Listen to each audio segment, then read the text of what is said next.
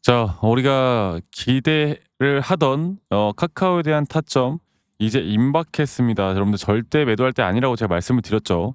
절대 지금 여기 구간에서 흔들려서도 안 되고 우리가 뭐 손실을 보고 있는 분들이다 하더라도 카카오 같은 종목은 절대 손절하면서 끌고 가는 종목이 아니다. 그리고 만약 주가가 여기 전저점까지 이탈된다 한들 이 이탈은 우리에게 무조건 다시 또 올라갈 수 있는 확실한 기회이기 때문에 일단 현금을 어느 정도 확보해 놓고 우리가 조정이 나오는 걸 기다리자. 이렇게 제가 마지막으로 말씀드렸던 영상이었고 저희 구독자 방에서도 이렇게 제가 좀 브리핑을 해 드렸습니다.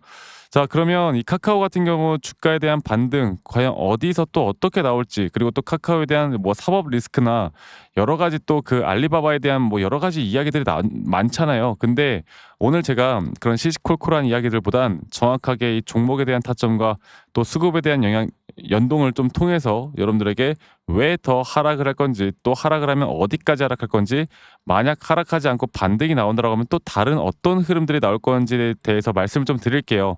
네, 영상 끝까지 꼭 시청하시고 구독, 좋아요 한 번씩만 눌러주세요. 좋아요 눌러주신 우리 시청자분들 앞으로 더 좋은 일들 많이 생길 겁니다. 좋아요 한 번씩만 눌러주시고 제가 이거 먼저 볼까요? 자, 볼게요. 지금 보시면은 오늘 이 카카오에 대한 흐름을 보면 이제 어느 정도 뭐 시티그룹이나 IM증권과 같은 어느 정도의 외인들의 자금들이 슬슬 들어오고 있긴 한데 그래도 우리가 주요 외인들의 창구인 모건스탠리나 JP모간 서울에선 계속 강력한 매도세가 주가를 계속 하방으로 만들어내고 있습니다.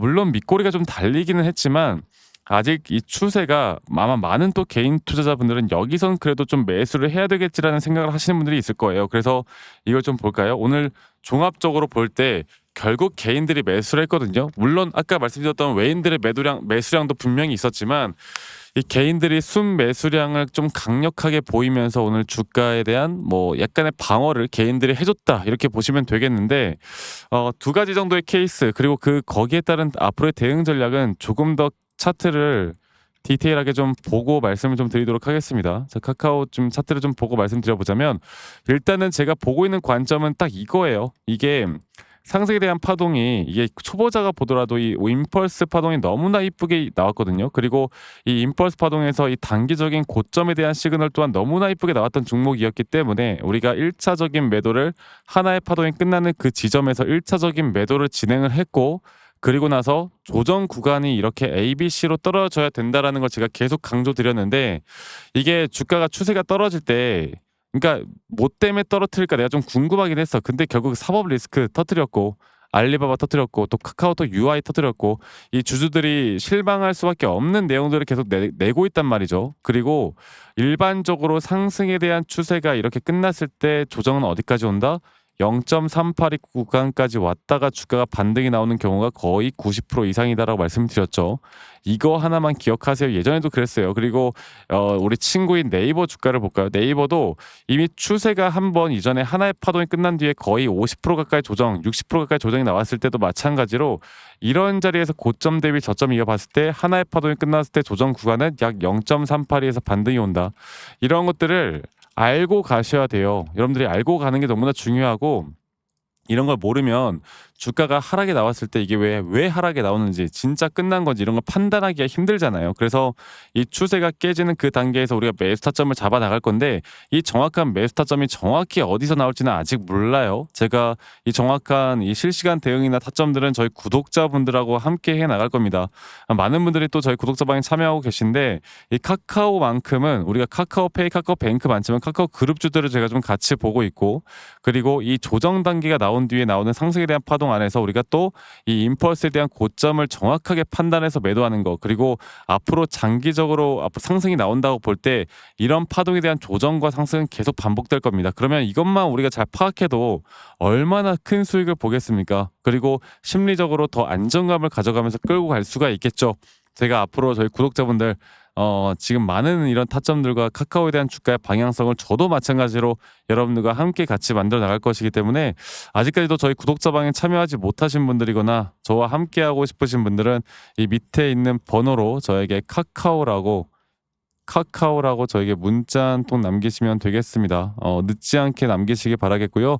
제가 남겨주신 분들 순차적으로 제가 일단 좀 문자를 드릴 거니까 대신 여러분들이 저에게 해 주실 건 구독과 좋아요밖에 없다라는 거 이거 하나만 좀 기억을 해 주시면 되겠고 제가 기본적으로 여러분들과 함께 이렇게 분석을 해 나갈 때 좀 어렵게 하는 부분이 있을 거예요. 근데 이건 무조건 알고 가야 되기 때문에 제가 이런 정말 기본적인 자료들도 좀 준비를 했고 이러한 자료들을 보시고 여러분들이 스스로 공부를 좀 하는 성의 정도만 보여주시면 앞으로 카카오뿐만이 아니라 어떤 종목을 잡아나가던 간에 여러분들에게 더 도움이 될 수밖에 없을 겁니다. 아시겠죠?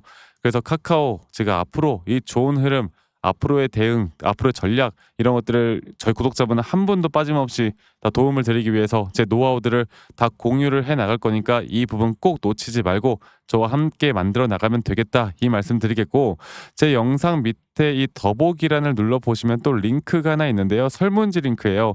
만약 여러분들이 들고 있는 종목들 중에 내가 좀 물려 있는 종목이 있거나 아니면 내가 힘들어하는 종목이 있다 아니면 내가 최근에 이런 신규로 매수나 매도 타점을 좀 잡아 나가는 데 있어서 약간의 어려운 부분들이 있다라고 하면 어떤 종목이든 상관없습니다. 간단하게 종목명, 평단 비중 간단하게만 남기신 다음에 저에게 제출하시면 제가 개인적으로 이러한 피드백들 다 도움을 좀 드릴 거니까 이 부분도 놓치지 말고 저와 함께 해 나가면서 좋은 타점 저와 함께 잡아 나가시면서 도움을 좀 받으셨으면 좋겠어요. 아시겠죠? 자 그리고 제가 한 가지 더 이야기하고 싶은 게 일단 우리가 지수 특히나 미국 시장이나 우리나라 시장에서 지수의 흐름이 심상치가 않습니다. 그러면 이 지수가 하락을 할 때 우리가 어떤 대응과 어떤 준비를 해야 하는지 또 지수가 하락을 할 때 우리가 돈을 벌 수 있는 방법은 없을지 여기에 대해서 제가 한마디만 더 좀 해드리고 싶거든요. 그럼 영상 끝까지 시청하신 다음에 이러한 부분들 앞으로 도움이 될 수 있는 부분들까지 꼭 챙겨가시길 바라겠고 밑에 있는 번호로 저에게 카카오라고 문자 보내시는 거 잊지 마시고 많이 꼭 참여하시길 바라겠습니다. 아시겠죠 여러분들?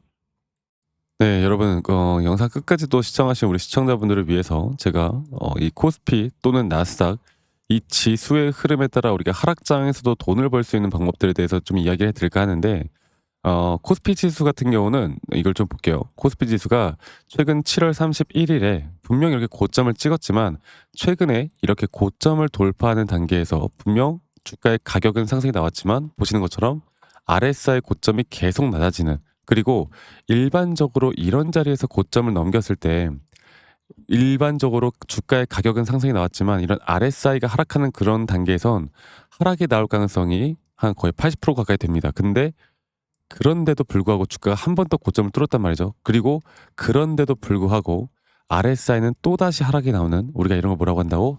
더블 다이버전스가 나왔다. 자, 코스피 지수는 2017년도 그 코로나 직전에 바로 이 자리에서도 이런 더블 다이버전스에 대한 확실한 매도에 대한 시그널이 나왔습니다. 그리고 나서 지수가 어떻게 된다? 거의 2896포인트에서 2000포인트 가까이 떨어지는 정말 큰 폭의 하락이 나왔죠. 네. 그 뒤에 또다시 이렇게 하락이 나오는 정말 큰 폭의 하락. 그리고 지금 이제 이 단계에서 이제 우리가 봐야 되는 게 뭐냐면 결국에 이런 고점에 대한 부분들 또 앞으로 코스피 지수에 따라 앞으로 이런 흐름들을 좀 만들어 나갈 때 자 그리고 앞으로 이런 정확한 하락이 나올 때 우리가 어떻게 수익을 볼 수 있을까에 대한 고민을 해 보셔야 돼요. 남들은 이런 자리에서 만약에 주가가 지수가 급락이 나온다고 할 때 내가 아무리 현물을 매수를 해도 수익을 볼 수 있는 구간들이 거의 없단 말이에요.